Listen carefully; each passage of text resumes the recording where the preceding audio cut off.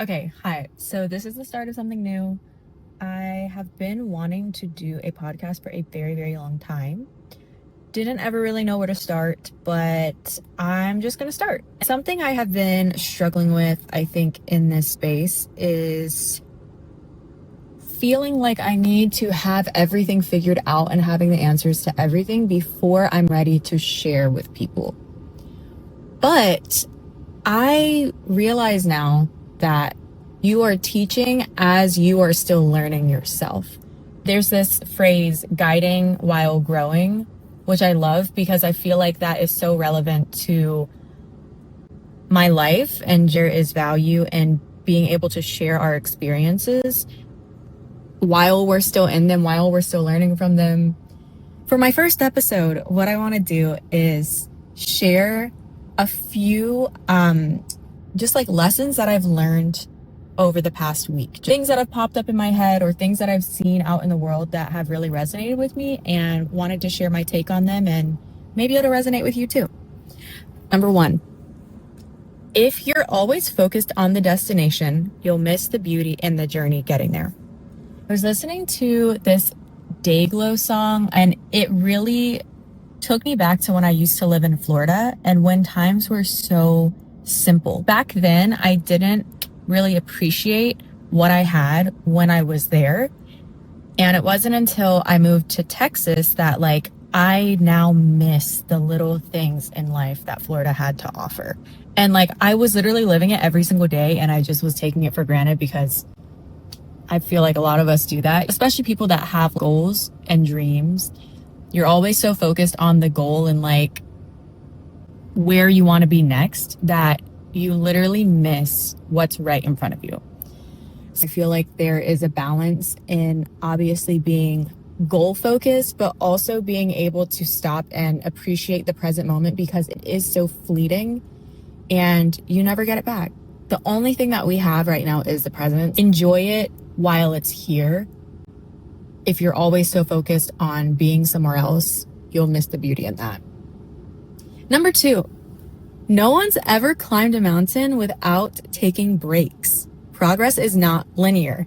So this one kind of blew my mind because obviously I know that breaks are important in life and just taking care of yourself, but I always have so much guilt when it comes to actually taking a break and just resting.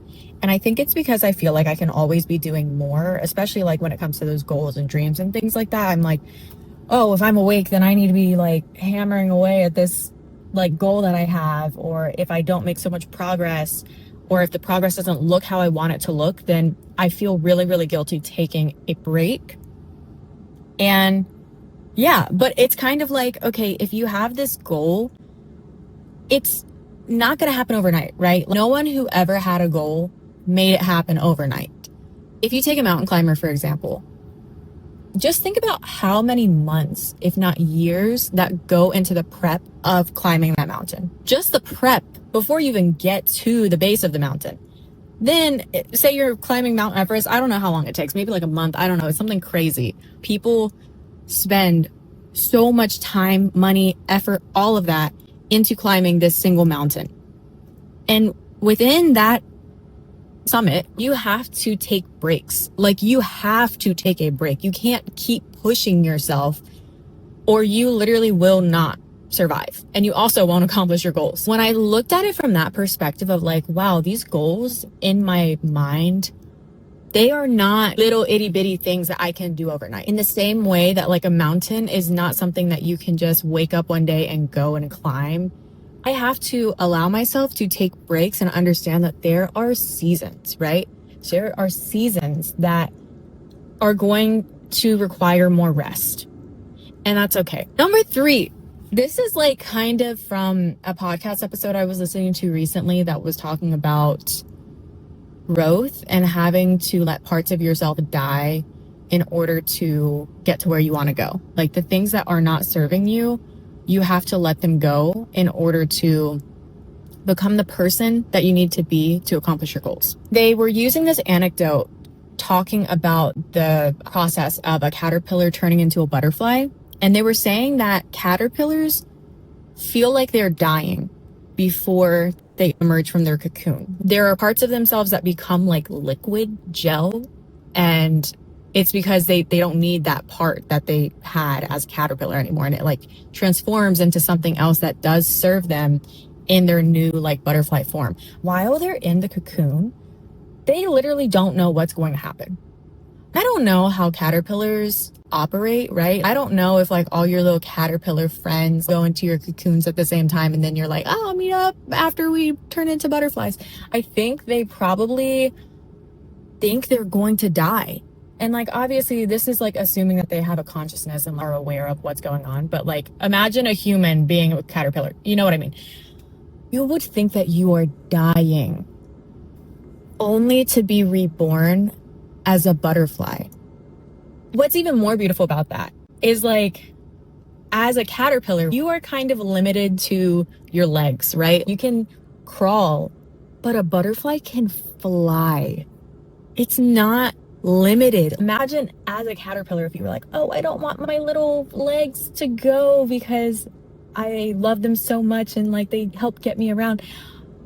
But you don't even know what's on the other side of your cocoon is literally wings to fly wherever you want to go. That is just amazing to think about. And in the same way, how we are scared of letting certain things go that we feel so connected to. Imagine if you knew from the perspective of your future self, the beauty, freedom, and just like the expansion that comes with letting that go.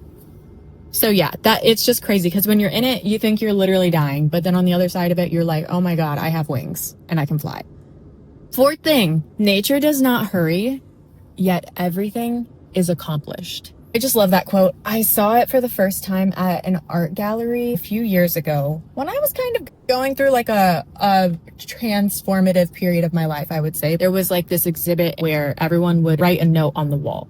And this is the one that stuck out to me. Nature does not hurry, yet everything is accomplished. Since I have seen it that one time, it has reappeared to me in different places of my life. And I feel like it always comes at the perfect time. This time I was drinking a cup of tea and it was on like my little tab for my tea bag. I think it's just such a beautiful reminder that, again, going back to goals, you don't have to rush. There's no rush in accomplishing your goals. You look at nature. Nature is not like, oh my God, I'm a tree and I need to be 12 feet tall by the end of the year. Like, it doesn't do that. Nature does not hurry, yet everything is accomplished. Everything is accomplished in perfect timing. As long as you're doing your part, you're watering the parts that need to be watered, you're doing the things, taking the steps that you need to do to get it done, there is no rush. You don't need to rush. Next one. To change is to think greater than how we feel. It is so easy to run our lives based on the way that we feel about things. But in order to actually have change, you have to be able to combat your feelings and win over your feelings, literally. Let's say you have a goal of wanting to put on muscle. We're talking about a physical change in this scenario, but how many times do you think that, for me personally, like going to the gym, I didn't feel like going to the gym. I didn't feel like meal prepping. I didn't feel like eating healthy food because I wanted something unhealthy instead. In order to have that change, I have to recognize my feeling and say, I am greater than what I'm feeling in this moment. Feelings are temporary. They are fleeting. That's the difference. It's like, you can feel like not doing something, but you know that you have a desire and a goal to do something greater than that temporary feeling. You have to stick to what that desire is, that vision that you have in your mind of the person that you are actively becoming. So don't let one little feeling, two little feelings stop you from reaching that. And the last one, The grass is greener where you water it. I like this one because it's so simple. You know how they always say, like, oh, the grass is greener on the other side? But truly, the grass is greener where you water it.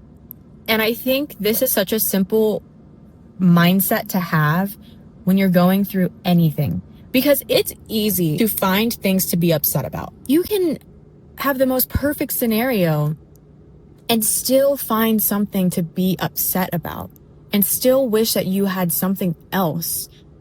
Think about how many times you have accomplished something, or you've gotten the job, or you've gotten the house or the car or whatever, and you're like, oh, I'm going to be happy once I have this, once I'm making this much money, blah, blah, blah, blah, blah. And then you get it, and then are you actually happy every single day you wake up? No, because you find something else to be upset about. So it's like trying to place our happiness on these external goals and accomplishments and like situations in our life is always going to lead to us being disappointed, because it starts in your mind. The grass is not greener on the other side. The grass is greener where you water it. Just start today and try to find one thing that you are grateful for in this current circumstance, without saying, oh, if only it was like this, or if only I could change that. Exactly as you are and your life is right now. What is something that you are truly, truly grateful for? Get connected to that feeling, like actually feel it in your body of like, wow, I am so grateful for this thing. I think just being rooted in gratitude is really the answer to a lot of things.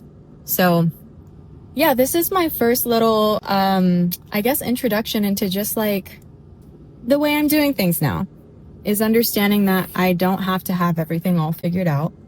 And we're really all on this journey together of life. And I'll continue sharing as I continue learning. And yeah, hopefully something resonates.